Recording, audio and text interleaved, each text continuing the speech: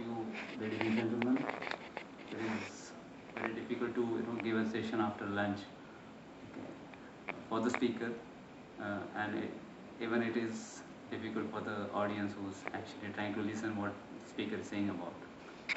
Uh, Before I start my presentation, I just wanted to share one thing. Whatever I'm going to present here is just my opinion. It's our opinion based on our experience and the feedback which we get it from the industry and the customers and various professionals. Okay, uh, we are not here to conclude anything because within 20-25 minutes it's very difficult to conclude anything on. So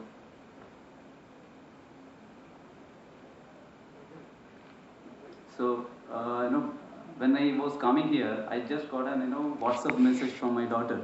Okay, a small video, and really it surprised me. Just wanted to share with you. Uh,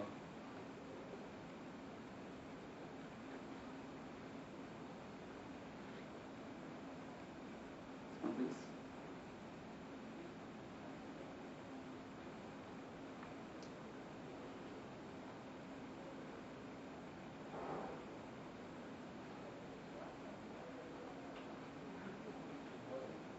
Will you please raise the volume?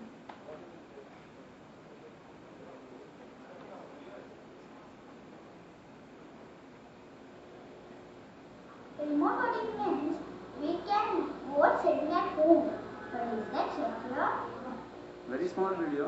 Okay, because my wife told her that dad has gone for the conference and he will be presenting on the remote voting, and this is the actual replication or the after when we together was the speech from our honorable PM on the digital week of India.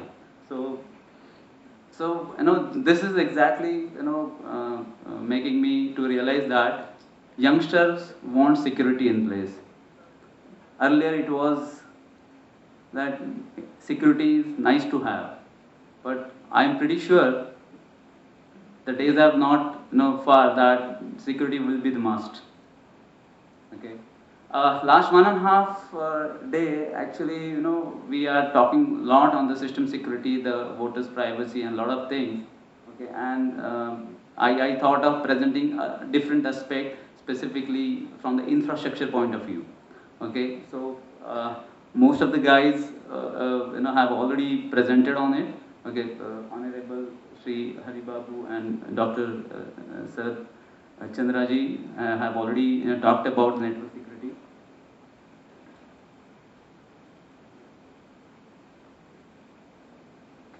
So the agenda is very simple: security threats and challenges, and the possible security solutions. So if you look at, I have segregated security at the each layer. Obviously, entire system which we are going to build is client, the system, and the network. So if you look at the client security, even though we try hard, it is not in our hand, to be very frank. Okay, we don't know what kind of antivirus the client is going to use or the voter is going to use on his system, whether you're going to use the antivirus on their system or not. Okay. Secondly, it reminds, in 2005 there was a cyber safety week by NASCOM and Mumbai Police, and there was a hacking competition, capture the flag, all over India. All the guys all over from the India have come there and they have started hacking into the simulator setup. You won't believe, the runner-up of that competition was 15-year-old boy from the Ruparel College. And the guy who won, he was surprised. He was not happy that he won, but he was surprised to see the runner-up is the 15-year-old boy, which is pretty younger than him. Okay, he met him and asked, boss, how come you have such a good knowledge in the hacking at the age of 15? He said, I don't have much knowledge on the TCP/IP or the coding, but I do know the tools available on the internet. So Dr. Google is helping him. Okay, so it actually realized me that the hacking is not that difficult task. Okay, for the young kids nowadays. Okay, people are actually attracted towards the hacking technologies and source code development. So that's how I feel client security is not on our hand. When I talk about system security, I want to say here about the application infrastructure security, okay, rather than the development which you do as an e-voting system, okay. And obviously the third part is network layer security, where your basic technologies which come in picture. But let me tell you one thing here, that I'll be sticking to the basics, but not the basic technologies. Okay. So if you look at the election process, we have actually discussed a lot, but wanted to phased it three. I have phased it in the three phases. Phase one, which is the pre-election phase, where primarily you will have the voter registration done. Okay, even candidate disclosure would happen. Then second phase, which is a vote day, the E-day, election day, when people will go and cast their vote. And the third phase is the post-election, where your counting and the result declaration will happen. So if you look at each phase would require an security. Each phase, right? So for the client security, which is the phase one, okay, I know there are a lot of things been discussed, but there are a couple of things which I want to highlight. One, whenever we if we are planning to have an application to be provided on the handheld devices or the tablets or the desktops for the voters, okay, I would suggest that it should be a sandbox environment. So none of any other application running on those tablets or handheld devices will able to talk to that application, or vice versa. Okay, and that way we can probably make that application secure. I know 100% security is a myth. Okay, I'm not trying to say that there won't be an attack. Okay, apart from, there are various things like time-based activation and deactivation, so that would actually reduce the impact or reduce the severity of the threat. Okay, then one-time registration, voters should allow only to register one time, so there won't be any duplicacy or any fake registration happening. Okay, one-time password, obviously at the time of login, voter should be allowed to log in with a two-factor authentication. One could be an OTP generated automatically at the time of login. Then obviously it should have a strong QA process for the developing an application. We have talked a lot on the e-receipt of the vote yesterday. Okay, there should be an e-receipt for the voter to get in. And I have a thought on the no trails for the candidate selection. So what I suggest, there should be a trail on the server system or server infra, where there should be a trail, what is the candidate selection happened probably, but not on the voters, because if you look at, we have voted for several years. Did we write somewhere that whom did we vote? No, it is there in our brain, correct? Okay, so I would suggest, if that there is no trail on the client application, that would make voters anonymity more stronger. There are many aspects, voter privacy, voter anonymity. I will not be covering all these points. Okay, but I want to highlight one thought, just an opinion, not a conclusion. Okay, do we really need timestamp on each and every activity is being done in the application infra? Okay, so for example, if we are logging the when voters has logged in, and we are also logging, and there is a log entry for the when voter there is an vote casted. Okay, probably matching those logs could impact the voter privacy or anonymity. That's my thought. Okay, we can discuss on this offline or whenever, but this is my thought. And but because we know that we are doing a lot of things in application for shuffling the packets, shuffling the encrypted packets, not to know, but there is some system which will be integral part of the entire e-voting system, that there would be a logs generated for a lot of federal requirement. Okay, using those logs, probably you may come to know when this user was logged in and what time, even though there is no name or no identity on the vote casted, but that because of the timestamp you can correlate that what is the relation between the login and the voter vote casted, correct? Okay, so this is just an opinion. So coming back to the client registration process, which is one of phase one, you know that Intel is full of malwares, okay, and we have our Intel Zoo, McAfee Zoo, okay, where we actually keep on testing the various malwares. So if you look at, there are possibly any malware which can come and infect your infrastructure. For example, voter registration process. voter registration, in voter registration process, voter might need to upload certain documents, maybe a PDF. Why PDF? Because that is the most widely used file type, correct? So PDF file, there are certain attacks that JavaScript, malwares inside the JavaScript can be embedded along with the PDF file, or JavaScript can be embedded with the Adobe Flash, which can be sent to the client system, which will go another undetected because it is being treated as a PDF. There is no mechanism to identify whether any JavaScript is being attached to the PDF file. Okay, I am talking about these are the documents which are actually generated from the voter system to the infra, not this system. I know that there could be a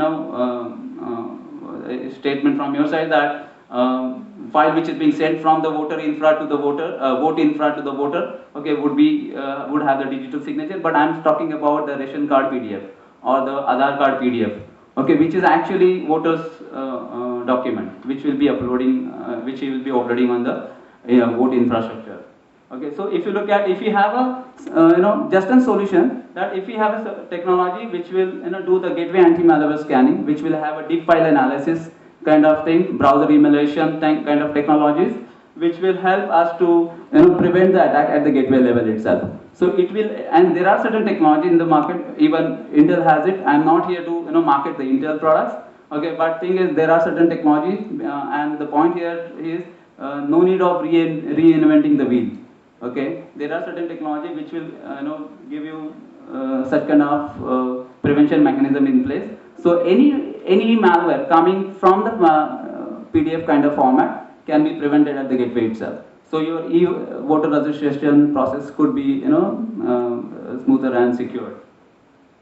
So another aspect for the secure coding point of view, if you look at, there are a lot of OWASP top 10 vulnerabilities which we generally identify and try to detect. But there are certain manual errors which can be possible during development of the system. If you look at, I would like to highlight the clickjacking, which is very important. When we talk about clickjacking, okay, if your voter system is infected and if your source code is also has certain loopholes, it can have an invisible frame coming on the voter system, okay, while logging into the vote infra. And the moment he enters or she enters the login credentials, okay, that frame will go off taking along with his credentials.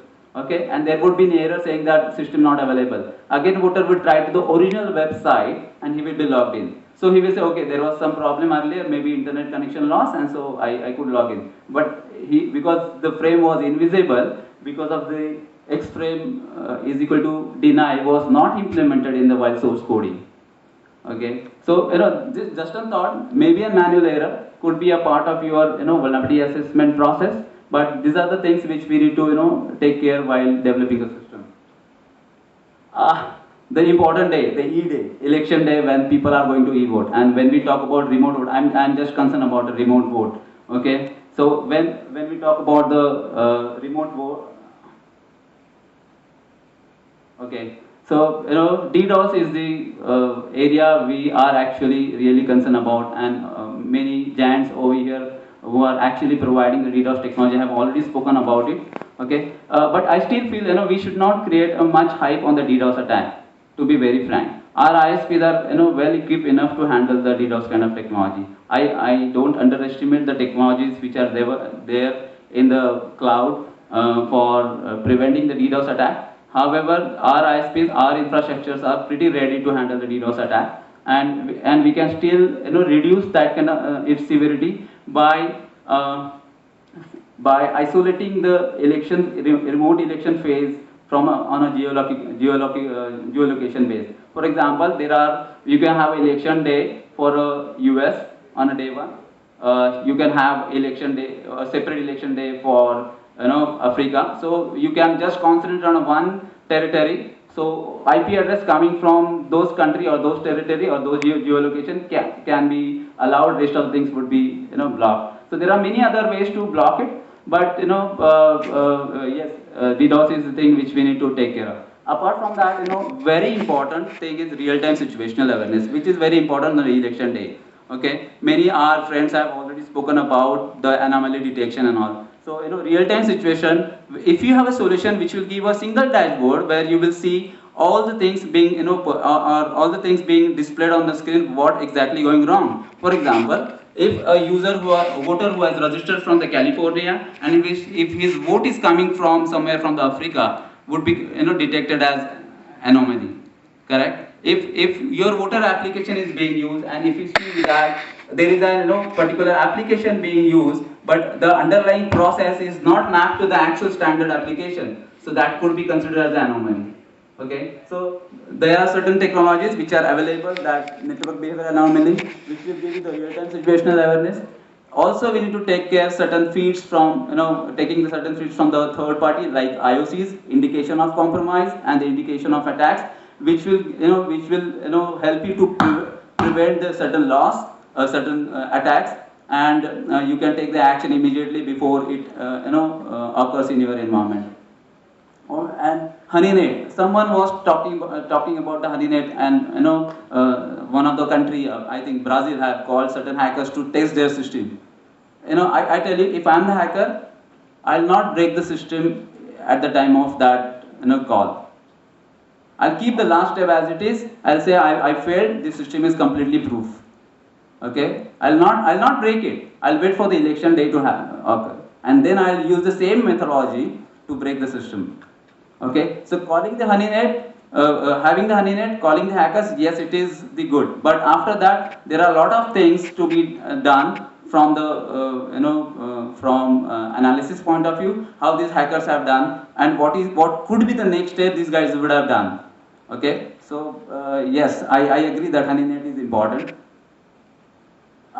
This is pretty busy slide, but this is the post-election effect, which we need to take care. Like, there are many entities in the globe, like mafia, cyber mafias, the enemies of the countries who would like to steal the data from your infrastructure. Like, there are certain technologies like data loss prevention. So data loss prevention, it is not only someone is copying the data on the USB, but there are certain technologies which can use certain third-party application which are installed on your system, on your server system, and which can take that data out on the internet. So you may not, you may be looking for the user who is carrying the activity, but there is certain application, underlying application, who are actually carrying out the activity. So which is very important to, have certain technology in place.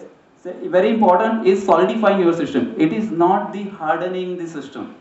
Okay, hardening is, yes, you will follow the certain baseline to harden your system, stopping and disabling certain services, removing certain application. But this is a solidifying system. Is there are certain technologies which is actually nothing but a dynamic whitelisting. Okay, where you do the application control. So you will actually solidify the state of the system, and there is nothing else will be allowed to execute it. Okay, so for example, there is a server, eVote server, and you are running eVote server, eVote application. That application would have several DLLs and EXEs running on it. So you will be solidifying their entire system, so nothing else will be executed, because ultimately malware, virus, worms, everything is a source code, a software. Okay, if you don't allow anything to be, executed on it, probably it will be one of the, foolproof system. And one more point here I want to highlight is, there are certain ATMs, if you know that 40% of the ATMs are actually protected with the solidifications application. There are solution called Solid Core, okay, which helps to protect your ATMs. Okay, and as we talked about ATMs, if we are talking about having the e-voting done from the kiosk, I think we can take a thought that there is ready-made infrastructure available across the world where we can use ATMs and incorporate e-voting application in the ATM itself. Okay, so it's a ready-made kiosk which is ready for the e-voter, and the e-voter can go to the ATM system and put his card, whatever the Visa or Mastercard, and just open the e-voter application running on the kiosk, because ultimately ATM is being considered one kind of kiosk. Okay, so just a thought to discuss. Then database activity monitoring, which is very important, because everything of the entire e-vote system will be shared on the will be stored on the databases. So you need to know what is being actually happening on the database. Even though administrator who has a authorized access, he should not able to do anything wrong with the databases. So you should have a system which will monitor the entire database, and will give you the real-time alert that there is something wrong which is being done by the database administrator. Or if any data is being, is getting changed, you will have the real-time alert, so you can take the immediate action on it. Okay, and obviously the change control prevention, you will have certain solution to detect the changes being done on your application side, and if any log is being changed or any INF file is being changed, you can detect and prevent it using change prevention and change control system. And the OTP, obviously, even though OTP, your administrators are accessing the application in-house, okay, they should be, they should have the dual factor authentication. Along with the static password, I would urge that it should be an OTP, so that would make more stronger. So, to be very frank, traditional approach is not enough. Antivirus, firewall, and your ACLs and IDS, IPS is not enough. Okay, it is very important because even the strongest firewall can be evaded. If and there are certain applications. Like if you go to evaded.mcafee.com, okay, it's a free tool available along with the entire document process, which will allow you to break into any firewall and get through. Okay, so basic technology or traditional technology is not enough. Okay, what we need is layered approach. Okay, defense in depth. This is very important. You should have a security approach at each layer. Okay, probably on the data, database, application, user, network layer, client level, everywhere. Okay, so layered approach is important, and that's what exactly from my side. Jai Hind.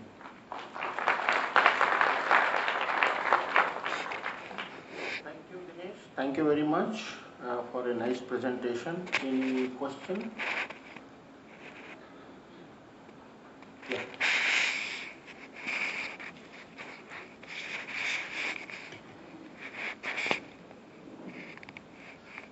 This is Jordi Puiggalí from Saitel. I have, you mentioned that you have no clear if you need to log information, like the data of a voter when he casts a vote. I think that based on our experience, this is important, since at the end of any election, maybe you need to resolve or any problem that has. So this information is also important in audits. So if you are not logging this information and suddenly you say, okay, I have one vote more than person that are in the electoral roll, then if you have this traceability, you can check, okay, but I have here a login line that this person access to the system, and therefore I have this is a valid vote, this is a valid vote, but maybe something happens and the person has not been registered in the electoral roll, has marked vote. Okay, so I think that trying to reduce sometimes the amount of information of logs in case that you need this information for a dispute resolution, then it's important. And usually in elections we know that there is only one winner and at the end the losers are trying to contest the process. So this is just only a comment from my experience. So thanks. The thing is, that's why I said it's just an opinion. Choose your log selection wisely. Okay, what exactly we need? Are we, if we are, our objective is to protect the voters' privacy and anonymity. So we need to be pretty cautious on that. That is the concern which we are discussing. That's it.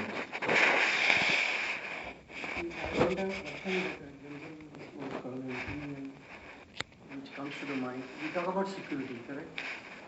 So when we talk about security, if it is predictable, then it is easy to break. So I think when we talk about remote voting or suspected stuff, it will be far much more simpler to have an unpredictable security system. Thank you. I agree, sir. So thank you, Dinesh. Only one point I need to add: that electoral roll in India by law is a regularly updated document. Every January we have a new version coming in, and it's a yearly updated document. The second, by law, by ruling of Supreme Court, this document is a public document, so it is an open database. Second point, for NRI as well as for service voter, there is a separate channel for registration, and in our electoral roll database, we definitely have a clear-cut marking, and database is a separatable database.